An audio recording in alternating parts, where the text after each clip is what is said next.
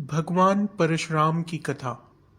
भगवान परशुराम त्रेता युग में जन्मे एक अमर और चिरंजीवी महापुरुष माने जाते हैं। वे महर्षि जमदग्नि और माता रेणुका के पुत्र थे। परशुराम का वास्तविक नाम राम था, लेकिन अपने फरशु अर्थात फरसे के कारण वे परशुराम कहलाए।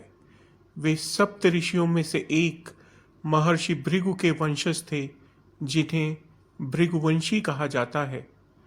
परशुराम को भगवान शिव से दिव्यास्त्रों की प्राप्ति हुई। शिव जी के प्रिय शिष्य होने के कारण उन्होंने अनेक विद्याएं और शस्त्रों का ज्ञान प्राप्त किया। कठोर तपस्या के बल पर उन्होंने परम सामर्थ्यवान योद्धा का स्थान प्राप्त किया और अनेक दैवीय शक्तियों के धारक बने। महान प्रतापी राजा कार्तवीर्य अर्जुन, जो सहस्त्रबाहु के नाम से प्रसिद्ध थे, एक बार परशुराम के पिता महर्षि जमदग्नि के आश्रम में आकर उनकी दिव्य गाय कामधेनु को बलपूर्वक छीन लिया। जब परशुराम को यह समाचार मिला तो उन्होंने कार्तवीर्य अर्जुन से युद्ध किया और उसे पराजित कर उसकी हत्या कर दी। इसके बाद कार्तवीर्य अर्जुन के पुत्रों ने क्रोधित होकर महर्षि जमदग्नि का वध कर दिया। जब परशुराम को अपने पिता के हत्या का समाचार मिला तो उन्होंने प्रतिज्ञा की कि वे पृथ्वी से क्षत्रियों का विनाश कर देंगे। पिता की मृत्यु के प्रतिशोध में परशुराम ने संपूर्ण धरती से 21 बार क्षत्रियों का संहार किया। उन्होंने समस्त अत्याचारी और अधर्मी क्षत्रियों का विनाश कर दिया और उनकी भूमि ब्राह्मणों को दान में दे दी।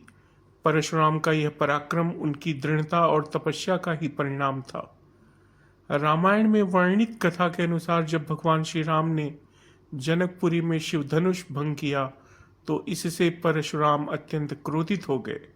वे जनकपुर पहुंचे और श्री राम को ललकारा, लेकिन जब श्री राम ने उनका दिया हुआ परशु उठा लिया और उनसे युद्ध करने की अनुमति मांगी तो परशुराम को ज्ञात हुआ कि श्री राम कोई साधारण व्यक्ति नहीं, बल्कि स्वयं भगवान विष्णु के अवतार हैं।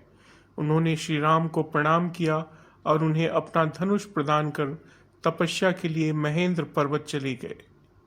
महाभारत काल में परशुराम कौरवों और पांडवों के पूर्वज भीष्म, द्रोणाचार्य और कर्ण के गुरु थे। उन्होंने इन सभी को दिव्यास्त्रों का ज्ञान दिया, लेकिन जब कर्ण ने उनसे झूठ बोलकर ब्राह्मण बनकर शिक्षा ग्रहण की, तब उन्होंने कर्ण को श्राप दिया कि वह युद्ध के समय अपनी अर्जित शक्तियों का उपयोग नहीं कर पाएगा। कुछ मान्यताओं के अनुसार परशुराम ने गोवर्धन पर्वत को अपने परशु के बल से गिरिराज हिमालय से लाकर ब्रजभूमि में स्थापित किया। इस प्रकार वे केवल एक योद्धा ही नहीं, बल्कि एक महान संत और दानी भी थे।